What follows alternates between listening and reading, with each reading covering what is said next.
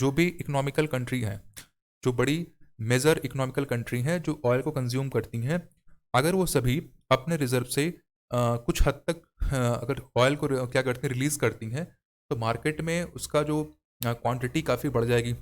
और इस तरह से क्या होगा, जो ऑयल का जो प्राइस है वो अपने आप फिर क्या होगा, वहाँ से कम होना शुरू हो जाएगा। क्योंकि अभी क्या है, जो भी ऑयल कंट्री जिनके पास एक पूरा तरीके से, हम बात कर लें अरेबिया, सऊदी अरेबिया की बात कर लें, और रसिया की बात कर लें, तो जिनके पास रिज़र्व अच्छा खासा पड़ा हुआ है, वो ऑयल के प्राइस को बढ़ा के रख रहे हैं। क्योंकि उनके उनको क्या कर रहे हैं, जितना उनको उत्पादन करना है, जितना ऑयल प्रोड्यूस करना है, उतना वो नहीं कर रहे हैं, ताकि जो प्राइस है वो लगातार इंक्रीज़ होती रहे और उनका एक फ़ायदा हो सके। यानी एक तरह से ये देखा जाए तो मार्केट पे एक नेगेटिव क्या पड़ रहा है, इम्पैक्ट पड़ रहा है। तो इस चीज़ को देखते हुए जो अदर कंट्रीज़ है जिनके पास रिज़र्व पड़ा हुआ, बड़ी कंट्रियाँ, वो क्या कर रही हैं कि अब ऑयल को अपने रिज़र्व से रिलीज़ करेंगी, ताकि जो ग्लोबल जो प्राइस है ऑयल की, वो क्या हो जाए, वो कम हो जाए। राइट? आई थिंक ये बात आपको समझ में आ चुकी होगी। इसके पीछे क्या रीज़न है, थोड़ा और कुछ फैक्ट है, वो भी देख लेते हैं साथ साथ। इंडिया ने डिसाइड किया है कि 5 मिलियन बैरल ऑयल है, वो अपने जो भी रिज़र्व रखा गया। आपको ये पता है कि सारी कंट्रियाँ जो भी क्रूड ऑयल वगैरह होती हैं उसको रिज़र्व में रखती हैं, क्योंकि उनको प्रॉपर एक रिज़र्व में रखना पड़ता है, ताकि कभी कोई प्रॉब्लम आ जाए तो वो उसका यूज़ कर सकें। तो ऐसे में इंडिया के पास, अमेरिका के पास, चाइना के पास, इसके अलावा जो अदर कंट्रीज़ हैं उनके पास एक बड़ा जो रिज़र्व है क्रूड ऑयल का, वो पड़ा रहता है।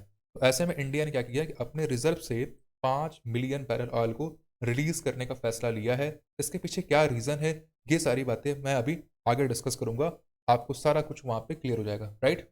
यानी इंडिया ने ये जो फ़ैसला लिया है 5 मिलियन बैरल ऑयल्स को रिलीज़ करने का, वो अकेले नहीं, बल्कि यूएस, जापान, चाइना, ब्रिटेन और रिपब्लिक ऑफ कोरिया, जिसे हम साउथ कोरिया भी कहते हैं, उनके साथ मिलकर ये फ़ैसला लेने का डिसीजन लिया है। राइट?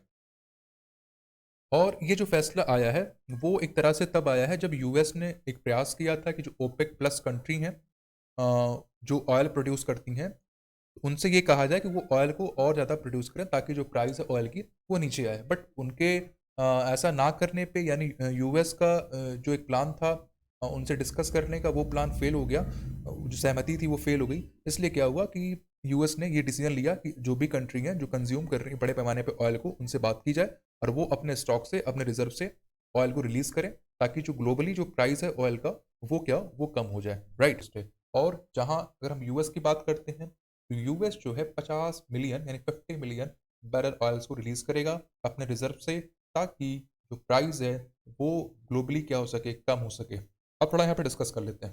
यानी एक ऑफिशियल स्टेटमेंट में जो पेट्रोलियम मंत्री हैं इंडिया के, उन्होंने ये बयान दिया कि ये जो कंसल्टेशन है, जो डिसीजन लिया जा रहा है, वो इंडिया के जो है अदर कंट्रीज के साथ मिलकर जो है ये फैसला लेगा।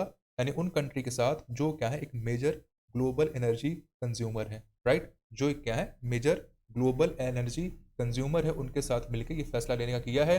India holds about 26.5 million barrels of oil in its reserve. यानी इंडिया के रिजर्व में टोटल जो रिजर्व ऑयल है वो कितना है, 26.5 मिलियन बैरल्स, जिसमें से 5 मिलियन बैरल वो रिलीज करेगा, उसको बाहर निकालेगा।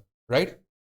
अगर यहाँ देखा जाए तो साउथ कोरिया ने एक्सेप्ट कर लिया है कि वो अपने रिजर्व से ऑयल को रिलीज करेंगे, बट कितना करेंगे उन्होंने एक पर्टिकुलर क्वांटिटी नहीं बताई है। वहीं अगर हम बात करते हैं जापान की, बात करते हैं तो जापान ने ये कह दिया है कि अभी वो ट्यूसडे को जो है इस बारे में कोई टिप्पणी करेंगे, और ब्रिटेन के द्वारा इस पर अभी तक कोई टिप्पणी नहीं किया गया है। तो देखते हैं आगे चल के क्या प्लान होता है, इसके पीछे चीज़ें कहाँ तक जो है वो सफल हो पाती है, ये देखना होगा आगे चल के। आई थिंक ये टॉपिक आपको समझ में आ चुकी होगी। अगर वीडियो पसंद आई हो तो लाइक करें, सब्सक्राइब करें, शेयर करें। Thank you so much.